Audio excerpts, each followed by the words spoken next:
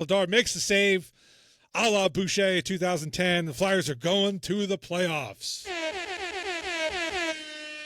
Hell yeah.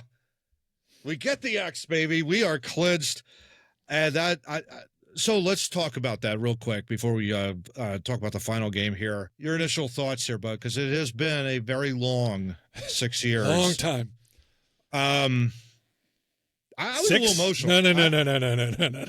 I mean, it was a long time. I don't count the bubble. I don't count. You don't count the bubble? Yeah. No, I don't count the bubble. That was just messed up.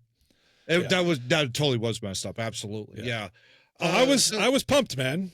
I was pumped. It was it was exciting. It was unbelievable. When Vladar made the save, it was like, oh my gosh, we're back. We're back in the damn city. We're relevant again. It was a very long time. Mm-hmm. To your point, 8 years since the last time they're going to host, a playoff game in that building. And, it's just like, just that alone, it makes you appreciate the fact that, okay, yeah, there were some very lean, dark times, but man, when a young team gets built, when it's built properly, should emphasize that when it's built properly and you have good young talent mixed with good veteran talent, and you get a great goaltender, and we'll talk about him because he's unbelievable. This guy getting the Bob Clark Award, but Dan Vladar, but having him get around like 900 save percentage throughout the entire year and really just keeping us alive in games. I mean, it was awesome. I was playing like, my God, the Flyers were, when Vladar makes the save and they have it on their Facebook feed. And as I'm just replaying that for like 2 minutes, it was a 2-minute video. I was just playing on repeat, man. That's all I was doing.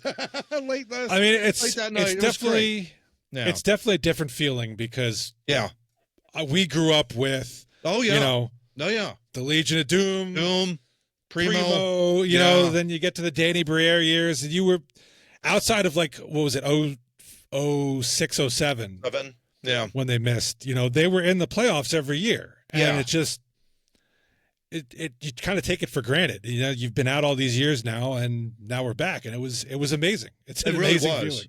And that was the thing too. Like going through it, in the late '80s, early '90s. Very lean years back then. Of course, like you're coming off of, by then, Flyers had won 2 cups in the 70s. In the 80s, they were competitive. They were right there, winning the division, going to the conference final almost every single year.